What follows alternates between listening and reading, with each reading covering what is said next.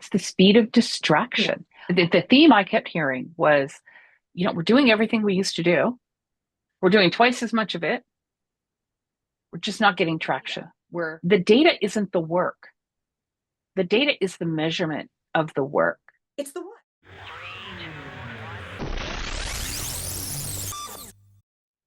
Last year, a lot of leaders worked harder than they ever have, and they got less in return. They had the same teams, same strategies, often a lot more effort, but yet traction just slipped. So I wanted to start this year with something that many business owners are feeling, but very few of them are actually willing to say out loud. In today's conversation, Susan and I unpack why working harder stopped being a reliable growth lever in 2025. And if you stick around for the full episode, we're going to dig into what it all tells us about how many businesses are actually being built. If you've been quietly wondering why pushing harder just isn't translating into results any longer, today's conversation is going to feel uncomfortably familiar. Hello, Susan.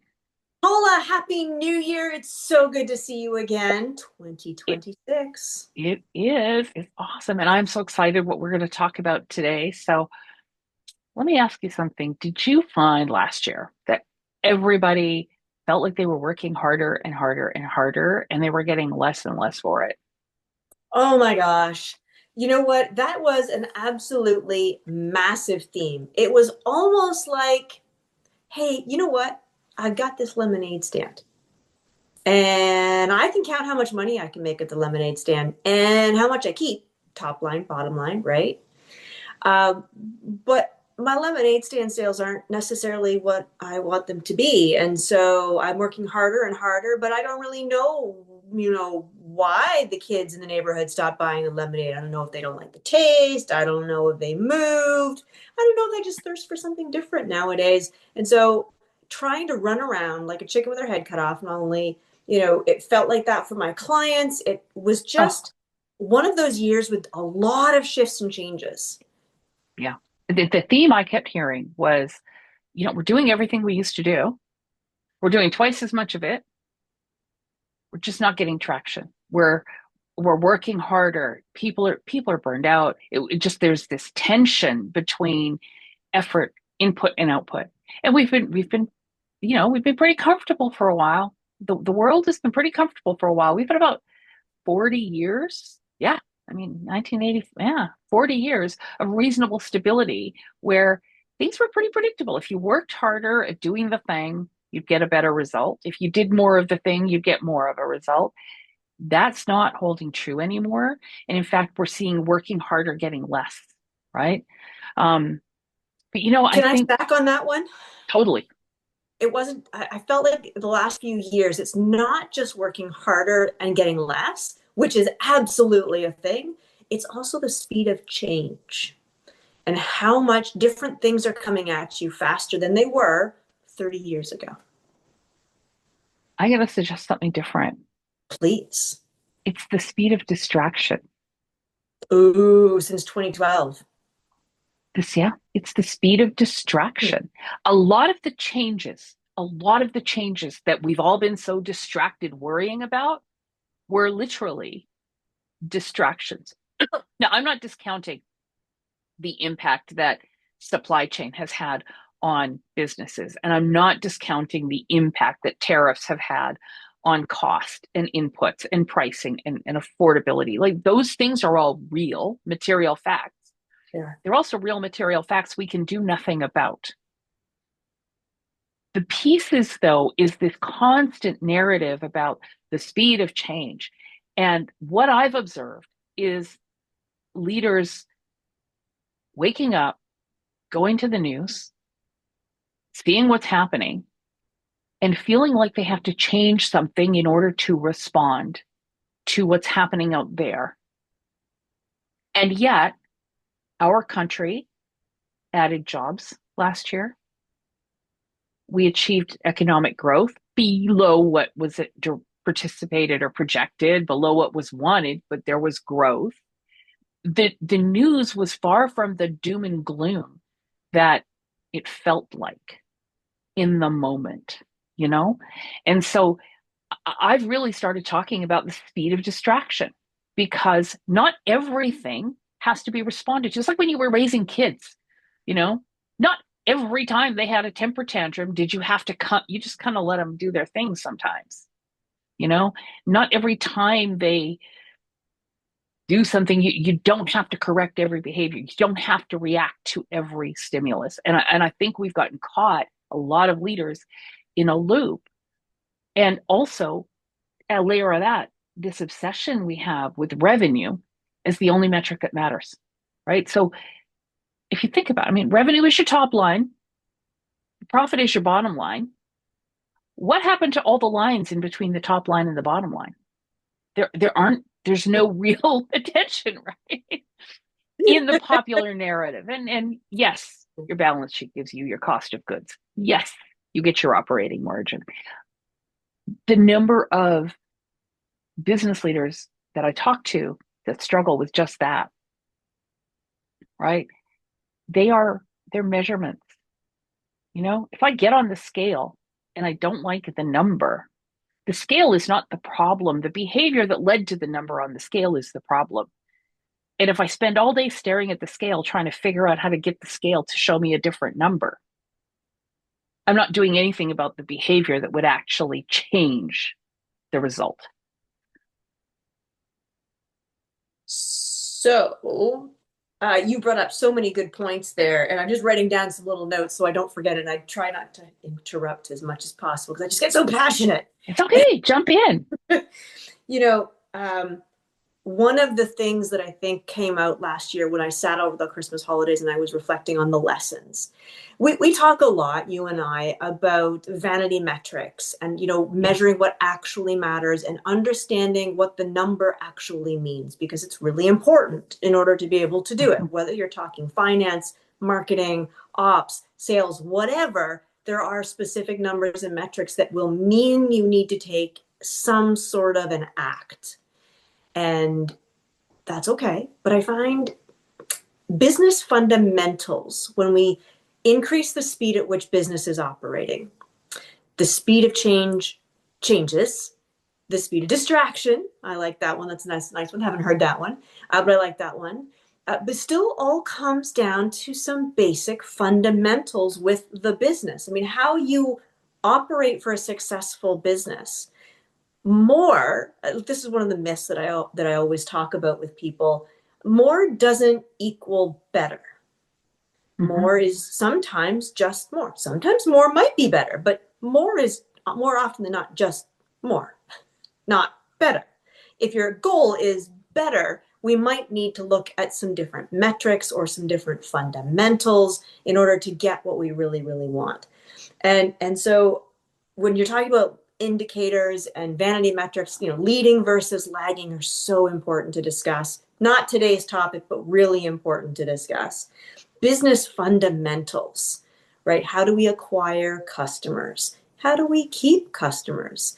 I've been talking a lot with my clients lately about the financial side of things, whether it's number of days to receive money into your actual bank account. I had one that's 140 days. I agree with you. I agree with you about the importance of the metrics.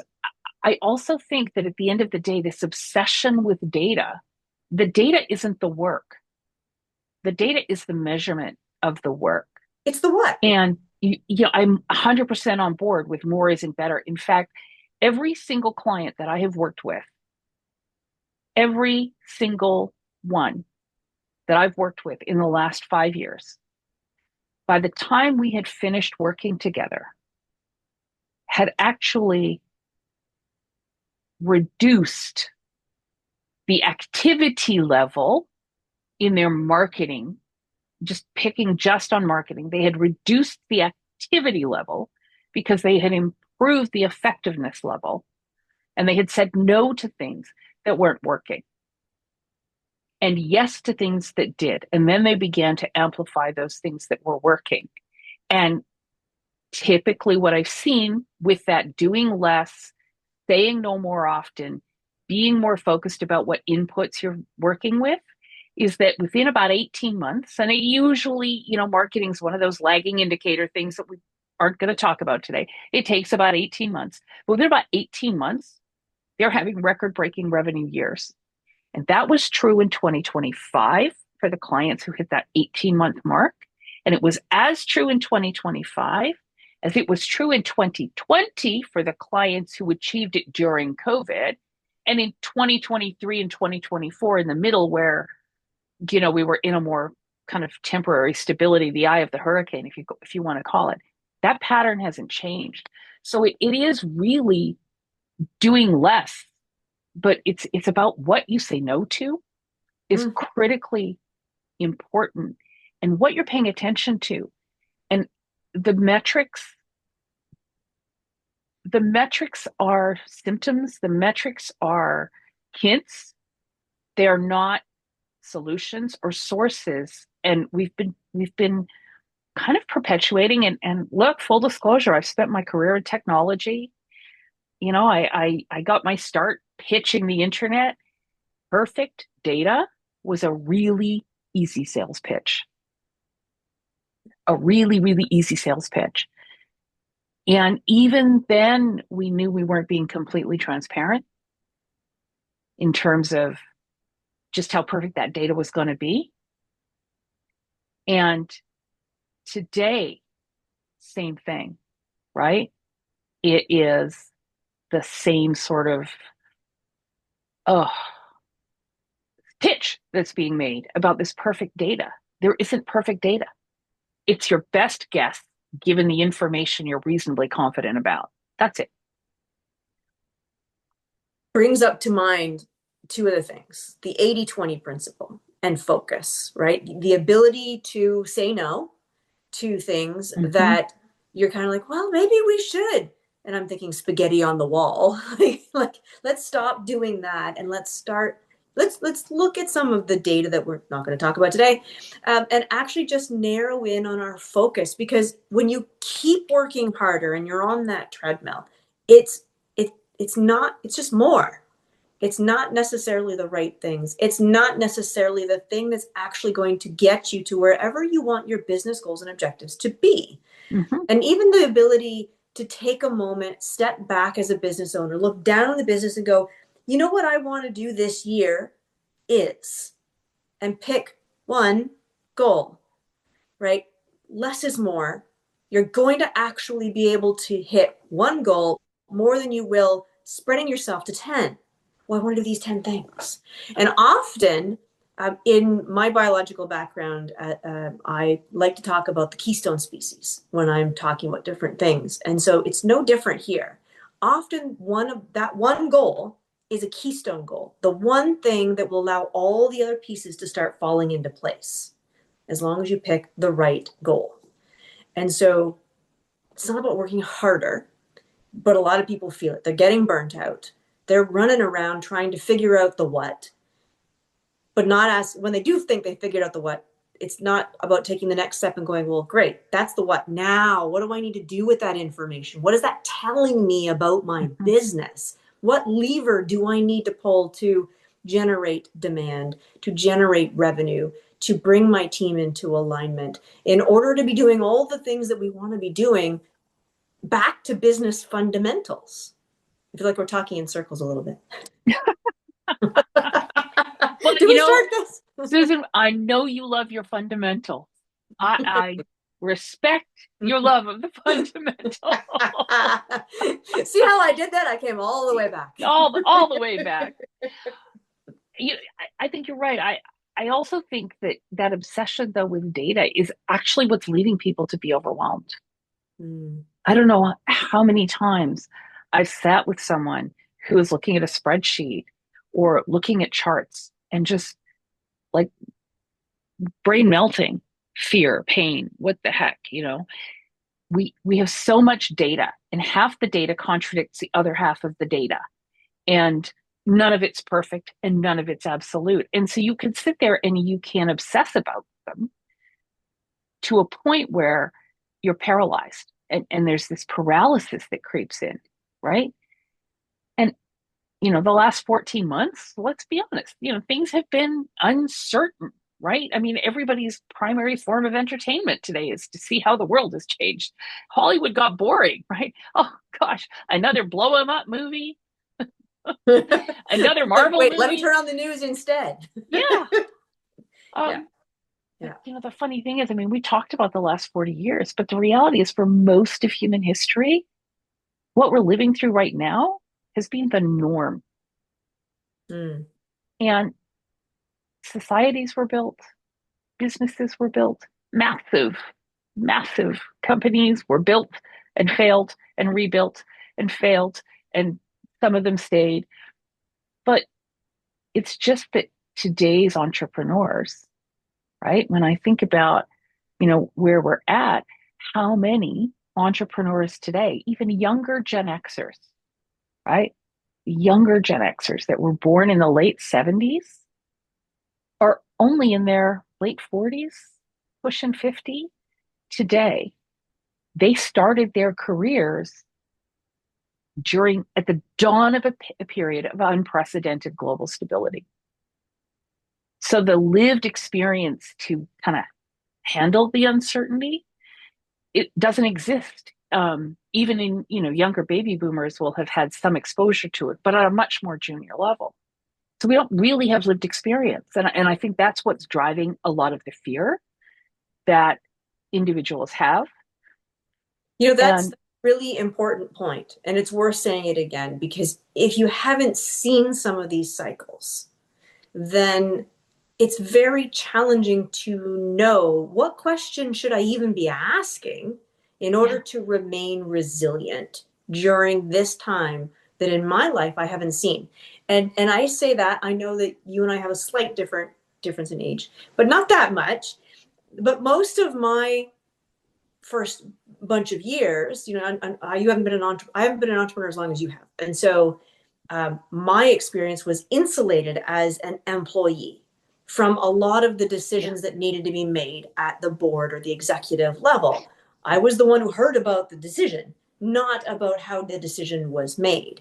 And so my experience, my lived experience, is a different one compared to some of the other individuals out there. And so you're right. I think that lived experience is really important and critical when you look at making decisions. What am I going to be doing this year? What's my focus for 2026? What are the levers? Where's my scoreboard? What do I even need to be thinking about when I'm reducing risk, etc.? yeah, yeah. And I think it shows up in two different ways. And sometimes it shows up as fear and paralysis, like that analysis paralysis. And other times it shows up more as, I don't want to call it false optimism, naive optimism. Mm-hmm. This is A going to turn around. naivete. It's going to change. Yeah. 2026 is going to be different. 2026 is going to be better. And so, I mean, that's a whole other conversation that we're going to have, and we're coming up to time. I know you have some things to get moving on after this, and so do I. But at the end of the day, the reality is we need to change the way we're approaching business planning. We need to look at it differently. We do. And back to my fundamentals, because I'm going to say it again. Fundamentals are important, but the tools that we use to approach it are different today than they were 5 years ago, 10 True. years. And so we just need to be able to meld these pieces all in together, I think, as entrepreneurs and business leaders and business owners. And sometimes we have the lived experience and sometimes we don't. So being able to ask experts or subject matter people that do know is really important. Yeah. Who knew grandma was going to become relevant again in the world of business, and grandpa's stories were going to have value in we're all going to be visiting. I joke, but really and truthfully, that's where the lived experience is in the older generations that are getting ready to leave the workforce, the ones that we typically want to put out to pasture, the people we should be listening to today. And with that, I think is a good place to leave it today. And I look forward to chatting with you in a couple of weeks. Paula, it's been a pleasure. Thank you for joining us today. I'd like to leave you with this thought. When your effort stops driving your results, pushing harder isn't going to help. The headwinds you're feeling right now are a signal that it's time to question the design your efforts are flowing through. Uncertainty isn't really going to break your business, but it will expose its limitations. And until you're ready to look at growth as a structural outcome, not a reward for activity, no amount of tools, data, or hustle is going to fix what's actually happening underneath the surface. So, in our next conversation, Susan and I go deeper into what that uncertainty is really revealing, and we'll show you what waiting for clarity is really telling the market about who you are.